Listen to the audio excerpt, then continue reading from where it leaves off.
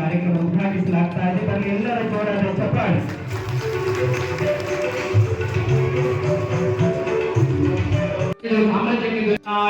ನಮಃ ಓಂ ಮಹಾಲಕ್ಷ್ಮೇ ನಮಃ ಓಂ ಕನ್ಯಾಯೇ ನಮಃ ಓಂ ಮಹಾಲಕ್ಷ್ಮೇ ನಮಃ ಓಂ ನಿತ್ಯಪುಷ್ಪಾಯೇ ನಮಃ ಓಂ ಮಹಾಲಕ್ಷ್ಮೇ ಗಂಗಾಧರಂಗಾಯ ಮಂಗಳಂ ಭವಮಂಗಲಾಂಗಾಯ ಶಿವಲಿಂಗಜೋಡಾಯ ಭವಮಂಗಲಂ ಕಾಶೀಪುರ ಕೆಳಗುವೆನ ಕರ್ಪೂರ ಶಿವಶಂಕರ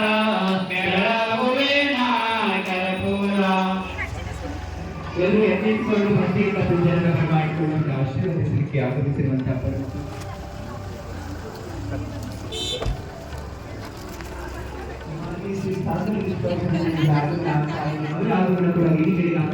ಆಗಮಿಸಿರ್ತಕ್ಕಂಥ ಮಾಲಿ ಯುವ ಸಂಸದರು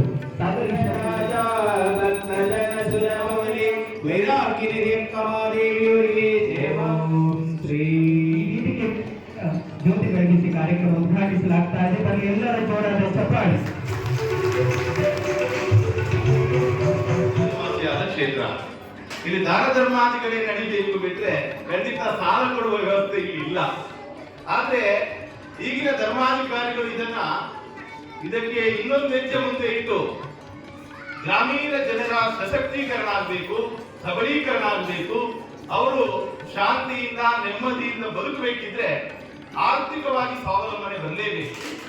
ಈ ಆರ್ಥಿಕ ಸ್ವಾವಲಂಬನೆ ಬರದಿದ್ರೆ ಜನಸಾಮಾನ್ಯ ಬದುಕಿನಲ್ಲಿ ಪರಿವರ್ತನೆಯನ್ನು ಕಂಡುಕೊಳ್ಳಲಿಕ್ಕೆ ಖಂಡಿತ ಸಾಧ್ಯ ಇಲ್ಲ.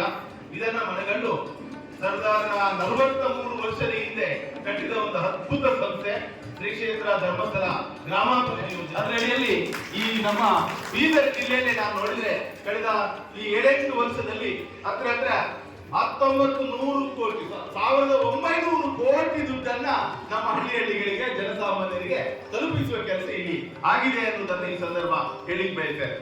ಪೂಜ್ಯರದ ಇನ್ನೊಂದು ಬಹಳ ಮುಖ್ಯ ಮಾತಿದೆ, ಸ್ವಾವಲಂಬಿ ಮತ್ತು ಸ್ವಾಭಿಮಾನದ ಬದುಕು ನಮ್ದಾಗಬೇಕು. ನಾವು ಸ್ವಾವಲಂಬಿ ಆಗ್ಬೇಕು ಮತ್ತು ಸ್ವಾಭಿಮಾನದ ಜೊತೆ ಬರುವಾಗಿ ಮಾಡಿ ನಮ್ಮ ಸಮಾಜದ ಪರಿವರ್ತನೆ ಒಂದು ಭಾಗ ಆದ್ರೆ ಮೂಲ ಸೌಕರ್ಯದಲ್ಲಿಯೂ ನಾವೆಲ್ಲ ಜಿಲ್ಲೆಗಿಂತ ನೀಡಾಗಿರ್ಬೇಕು ಅನ್ನುವಂತ ಮಟ್ಟದಲ್ಲಿ ಎಲ್ಲ ಕೆಲಸ ಕಾರ್ಯಗಳನ್ನು ಮಾಡುವಂತ ಸಂಸದರನ್ನು ನಾನು ಕೇಳಿದ್ದೇನೆ. ಇದೊಂದು ಯುವ ತರುಣರಾಗಿ ಅವರ ಕೆಲಸ ಇನ್ನಷ್ಟು ಮುನ್ನೂಗಿ ಕೆಲಸ ಮಾಡುವಂತ ಶಕ್ತಿ ಆ ಮಂಜುನಾಥ ಸ್ವಾಮಿ ಅವರಿಗೆ ಇನ್ನಷ್ಟು ಕೊಡಿ ಅಂತ ಶ್ರೀ ಶಿವಯೋಗೇಶ್ವರ ಮಹಾಸ್ವಾಮಿಗಳ ಪಾದಗಳನ್ನು ನಮಸ್ಕರಿಸುತ್ತಾ ಶ್ರೀ ಕ್ಷೇತ್ರ ಧರ್ಮಸ್ಥಳ ವತಿಯಿಂದ ಸಾಮೂಹಿಕ ಶ್ರೀ ವರದ ಶಂಕರ ಪೂಜೆ ಹಾಗೂ ಧಾರ್ಮಿಕ ಸಭೆ ಕಾರ್ಯಕ್ರಮದಲ್ಲಿ ನನಗೆ ಉದ್ಘಾಟಕರಾಗಿ ನನಗೆ ಆಹ್ವಾನ ಮಾಡಿದ್ದಾರೆ. ನನಗೂ ಕೂಡ ಪೂಜೆಯಲ್ಲಿ ಭಾಗಿಯಾಗಲಿಕ್ಕೆ ನನಗೆ ಅವಕಾಶ ಮಾಡಿಕೊಟ್ಟಿದ್ದಾರೆ. ನನಗೂ ತುಂಬಾ ಸಂತೋಷ ಆಗಿದೆ. ನನ್ನ ವತಿಯಿಂದ ಎಲ್ಲರಿಗೂ ಧನ್ಯವಾದಗಳನ್ನು ಸಲ್ಲಿಸುತ್ತೇನೆ. ಈಗಾಗಲೇ ಮುರಳೀಧರ್ ಅವರು ಹೇಳಿದಂಗೆ ನಮ್ಮ ಕುಟುಂಬ ಮತ್ತು ಧರ್ಮಸ್ಥಳದ ಸಂಬಂಧ ಸುಮಾರು ವರ್ಷಗಳಿಂದ ಇದೆ. ಯಾವಾಗಲೂ ನಾವು ಪೂಜೆಗೆ ಹೋಗಿ ನಾವು ಭೇಟಿ ಮಾಡಿ ಅವರ ಆಶೀರ್ವಾದ ತಗೊಳ್ತಾನೆ ಬಂದಿದ್ದೀವಿ. ಇವತ್ತಿನ ದಿವಸ ಏನು ಪೂಜ್ಯರು ಧರ್ಮಸ್ಥಳ ಗ್ರಾಮಾಭಿವೃದ್ಧಿ ಯೋಜನೆ ಏನು ನಿಮ್ಮ ಟ್ರಸ್ಟ್ ವತಿಯಿಂದ ಅವರೇನು ಎಲ್ಲ ಸ್ವಸಹಾಯ ಸಂಘಗಳಿಗೆ ಏನು ಹೆಲ್ಪ್ ಮಾಡ್ತಾ ಇದ್ದಾರೆ, ಸಹಾಯ ಮಾಡ್ತಾ ಇದ್ದಾರೆ, ಇದು ಬಹಳ ಒಂದು ಒಳ್ಳೆ ಕೆಲಸ ಅಂತ ನಾವು ಹೇಳ್ಬೋದು. ಯಾಕಂತಂದ್ರೆ ಎಲ್ಲಕ್ಕಿಂತ ಮುಖ್ಯವಾದದ್ದು ನಾವು ನಮ್ಮೆಲ್ಲ ತಾಯಂದಿರಿಗೆ ಒಂದು ಶಕ್ತಿ ಕೊಡೋದು ಬಹಳಷ್ಟು ಅವಶ್ಯಕತೆ ಇದೆ.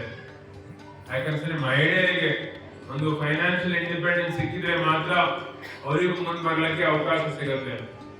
ಅದಕ್ಕೆ ತಮ್ಗೆಲ್ಲರಿಗೂ ಕೂಡ ಈಗ ಸ್ವಸಹಾಯ ಸಂಘದ ಮುಖಾಂತರ ಬೇರೆ ಬೇರೆ ರೀತಿಯಲ್ಲಿ ನಿಮಗೆ ಸಾಲ ಇರ್ಬೋದು, ಬೇರೆ ಬೇರೆ ರೀತಿಯಲ್ಲಿ ಸಹಾಯ ಆಗ್ತಾ ಇದೆ. ಈ ಕೊಪ್ಪಳದಲ್ಲಿ ಯಾವ ರೀತಿ ಹೆಣ್ಮಗಳು ಬೇರೆಯವರು ಕುರಿ ಕಾಯೋದ್ರಿಂದ ಇವತ್ತಿನ ದಿವಸ ಅವ್ರದೇ ಖುದ್ದಾಗಿ 150 ಕುರಿಗಳವರು ಸಾಕ್ತಾ ಇದ್ದಾರೆ ಅಂತಂಬೋದು. ಅಜರು ಕೂಡ ರಾಜ್ಯಸಭೆಯಲ್ಲಿ ಸಂಸದರಾದ್ಮೇಲೆ ಅವರಿಗೆ ವರ್ಷ ಒಂದು 5 ಕೋಟಿ MP ಲಾಟ್ ಸಿಗುತ್ತೆ.